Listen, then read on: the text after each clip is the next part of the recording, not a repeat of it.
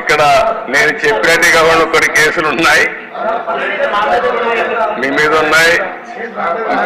కేసులు పెట్టిన వాళ్ళు మీరు ఒకసారి లేండి.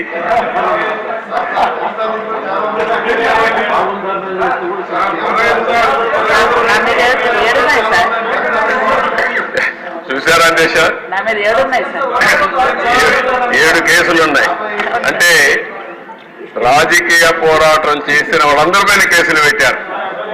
అంటే ఇంకెప్పటికీ బయట రాకూడదు అనుకున్నారు, కానీ నేరుగా ప్రజలు ఆలోచించి అసెంబ్లీ పంపించారు దేశ అందరినీ. మెజారిటీ మీరు చూశారు. ఆనాటి పాలనలో మనందరూ బాధితులే అసెంబ్లీ నుండి అందరూ. Thank you.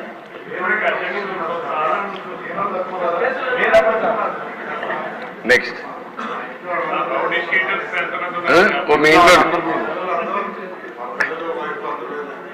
నారాయణ గారు చెప్పినట్టు ఇది నేను చెప్పింది వాళ్ళ పేర్లే ఎక్కువ టైం అవుతుంది చెప్పలేకపోయాను, కానీ ఇంట్లో ఉంటే మన పెళ్ళిళ్ళు పిలిచేవాళ్ళం కుటుంబ సమేతంగా. ఇప్పుడు కుటుంబ పరివారం అందరిపైన కేసులు పెట్టారు. సపరివారం అందరి మీద ఒకరిద్దరు కాకుండా అందరిపైన కేసులు. అంటే ఏ విధంగా హెరాస్ చేశారు. ఈ రాష్ట్రంలో ఎవ్వరు వ్యాపారాలు చేయడానికి వీల్లేదు, ఎవరు బయట రావడానికి వీల్లేదు, ఎవరు మాట్లాడడానికి వీల్లేదు. ఒకవేళ మీరు ఆస్తులుంటే ఆస్తుల్లో కూడా వాటా ఇవ్వమంటే ఇవ్వాల్సిందే. ఇలాంటి భయంకరమైన పరిస్థితులు. నారాయణ గారు అయితే కూతుర్లు పెట్టారు, వాళ్ళ మిస్సెస్ పేరు పెట్టారు, అందరినీ వదిలిపెట్టలేదు. లేని వాళ్ళు చాలా మంది తక్కువ ఉన్నారు. ఇక్కడ 20 కేసులు ఉన్నాయి.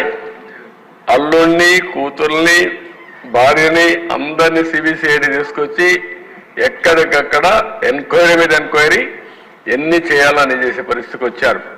ఇప్పుడే ఒక చంద్రమోహన్ రెడ్డి గారు చెప్తున్నారు, కేసులు లేని వాళ్ళు పుణ్యాత్ములు, వాళ్ళకు బోనస్ అది ఎవరున్నారు పైకి లేవని ఒకసారి చూపించడానికి. కేసులు లేని వాళ్ళు అదృష్టవంతుల వాళ్ళు. చూసారా దేశ కేసులు లేని వాళ్ళు వీళ్ళు మాత్రం మెజారిటీ బాధితులు. Okay, thank you.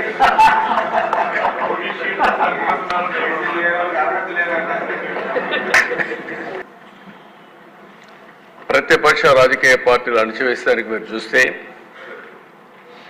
ఇక్కడి నుంచి బోండా ఉమా గారు ఉన్నారు, ఇంకో పక్క ఆనాటి ఎమ్మెల్సీ బుద్ధా వెంకన్న, మాచర్లకు వెళ్ళారు కిషోర్ అని ఒక అడ్వకేట్. అక్కడ ఎలక్షన్ జరుగుతున్నాయి.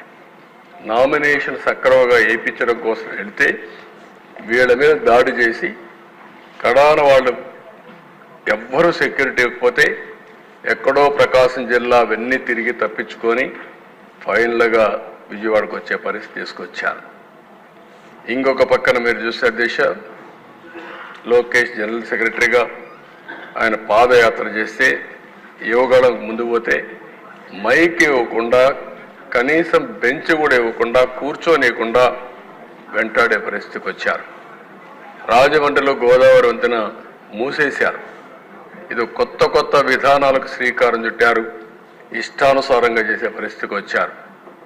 ఇక్కడ Disha JC Prabhakar Reddy highest number of cases 43 అంటున్నారు, ఇప్పుడు 66 అంటున్నారు. అవన్నీ కూడా దగ్గర చాలా కేసులు పెట్టే పరిస్థితికి వచ్చారు. పల్లా శ్రీనివాసరావు ఆస్తిని మీరు చూస్తే నిర్మాణంలో ఉన్న భవనాన్ని జీవీఎంసీ కూల్చేసే పరిస్థితికి వచ్చారు. అవన్నీ అట్రాసిటీ చేశారు కాబట్టి మన ఎలక్షన్లో హైయెస్ట్ మెజారిటీ స్టేట్లో వచ్చిందంటే పల్లా శ్రీనివాస్కి వచ్చే పరిస్థితి వచ్చింది. అంత మునుపు మన పవన్ కళ్యాణ్ గారు కూడా అక్కడ పోటీ చేశారు కాబట్టి అది కూడా ఆయనకు ఉపయోగపడింది. ఇద్దరు మెజారిటీ, బ్రహ్మాండమైన మెజారిటీ వచ్చే పరిస్థితి వచ్చింది. శ్రీమతి ఆదిరెడ్డి భవాని కుటుంబం చిట్ ఫండ్ వ్యాపారం, ఆ వ్యాపారాన్ని దెబ్బతీయడానికి వాళ్ళ మామైనటువంటి అప్పారావుని మన ఎమ్మెల్యే రాజమండ్రి వీళ్ళని అరెస్ట్ చేసే పరిస్థితికి వచ్చారు, జైల్లో పెట్టే పరిస్థితికి వచ్చారు. పత్తిపాటి పుల్లారావు ఎన్నికల్లో అడ్డంకులు సృష్టించడం కోసం ల్యాండ్ పోలింగ్ కింద ఒక ఇది ఉంటుంది దాని మీద చేసి కొడుకును అరెస్ట్ చేసే పరిస్థితికి వచ్చారు. ఇంకొక పక్కన పులివెందల్లో ప్రతిపక్ష నాయకుడి పైన, ఈరోజు ప్రతిపక్ష నాయకుడు కూడా కాదు, ఆనాటి ముఖ్యమంత్రి పైన పోటీ చేసిన అభ్యర్థి రవీంద్రనాథ్ రెడ్డి కేసు పెట్టి జైల్లో పెట్టారు. ధూళిపాల నరేంద్ర సంఘం డైరీలో అవకతవకలు జరగకపోయినా జరిగినాయని కేసులు పెట్టి జైల్లో పెట్టే పరిస్థితికి వచ్చారు. కోన రవికుమార్ ప్రభుత్వ అధికారులపై దాడి చేశారని కేసులు పెట్టారు.